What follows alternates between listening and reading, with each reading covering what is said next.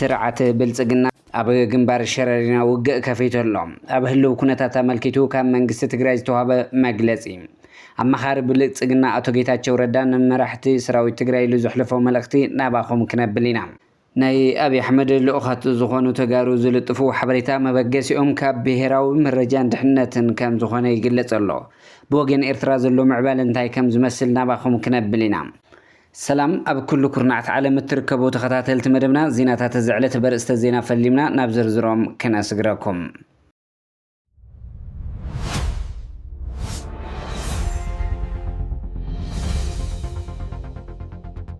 መረመት ካዕትብ እግረኛ ቀጽሉ ዘሎ ስርዓት ብልጽግና ካብ ዘሎ በኸቢድ ብረት በእግረኛን ናብ ሰራዊት ትግራይ ዝተኩስ ዘሎ ብልጽግና ውግእ ብዕሊ ሙሉዑ ዘርእዩ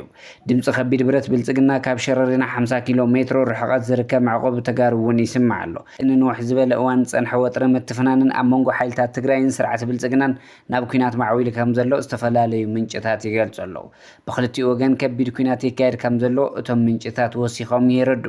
ኣብ ህልው ኩነታት ተመልኪቱ ካብ መንግስቲ ትግራይ ዝተዋሃበ መግለጺ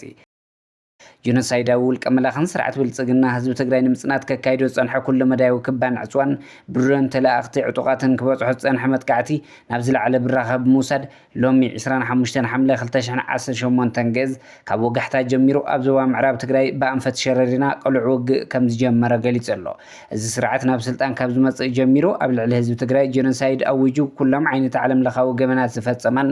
ኣብ ምፍጻም ጸንሐን ኮይኑ ድሕሪ ምፍራም ስምምዕ ፕሪቶሪያ እውን እንተኾነ ህዝቢ ትግራይ ንምንብርካኽን ንምብታንን ካብ ዘለዎ ክቱር ባህጊ ተበጊሱ ዝተፈላለዩ ውዲታት ክባን ዕጽዋን ወታደራዊ ምቅራባትን ክገብር ድሕሪ ምጽናሕ ዳግም ትግራይ ንምውራር ህዝብን ምብራስን ተበግሶ ወሲዱ ውግእ ከፊቱሎ ኢሉ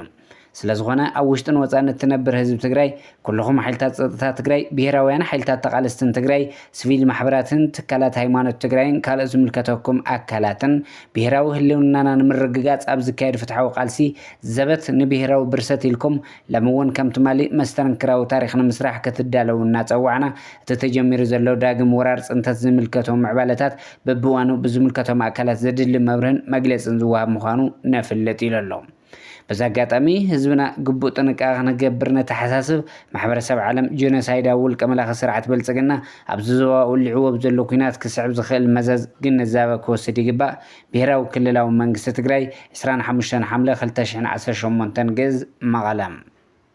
አቶ ጌታቸው ረዳን አመራርሓ ሰራዊት ትግራይ ዝሕለፉ መልእኽቲ ዝሓሸ ወታደራዊ ፍልጠት ከም እትውንኑ ብምእማን ዝሓሸ ንትግራይን ንህዝባን ዝጠቅም ውሳነ ክትውስኑ ምተገብአ ነይሩ ሓድነት ህዝቢ ትግራይ ኣፍሪስካ ንኣልቡርሃንን ንፋኖን ከምኡ ኩሉ ድማን ሻዕብያ ኣሚንካ ፈኸራን ጃህራን ህዝብን ኣብ ሓደጋ ካብ ምእታው ወፃእ ተምፅዎ ሓደ ለውጥ የለን ይብል ደብረጽዮንን ፈትለ መሪሖምኩም ጌታቸው ኣሰፋ መንገዲ ንሓበረኩም ብግፋን ኣስገዳድን 4 ኪሎ ክንምለስ ዝብል ምህውታት ቀልጢፍኩም ግደፍዎ እውን ይብል ኣባላት ሰራዊት ትግራይ ዘገድሰኩም ከገድሰኩም ዝግባእ ህልውና ህዝቢ ትግራይ ሰላም ወንበር ህልውና ብኣጻብዕቲ ዝቁፀሩ ገበነኛታት ክኸውን ይግባእን ይብል ተላእኺ ብልጽግና ኣቶ ጌታቸው ረዳ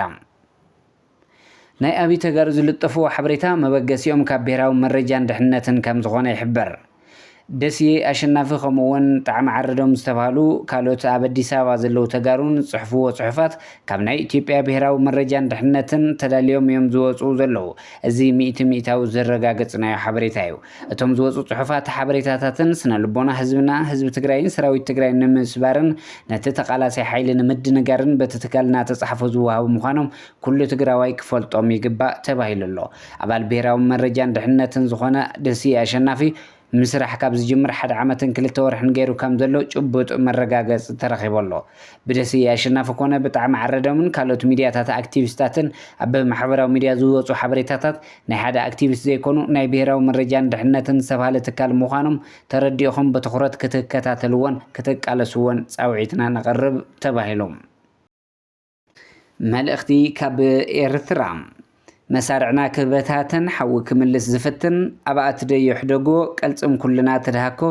ብጀነራል ብርሃኑ በቀለ ዝእዘዝ ሓይሊ ብልጽግና ምዕራብ እዚ ሎሚ ብግንባር ሸረሪና ብረኸት ብከበድቲ ኣጽዋርን ታንክታትን ተሰኒዩ መጠነ ሰፊሕ መጥቃዕቲ ከፊተሎ ይብል ካብ ኤርትራ ዝመጽእ ዘሎ መልእኽቲ ሓይሊ ኣየር ኢትዮጵያ ብድሮን ዝተሰነየ መጥቃዕትታት ኣብ ምክያድ ይርከብ ክሳብ ሕዚ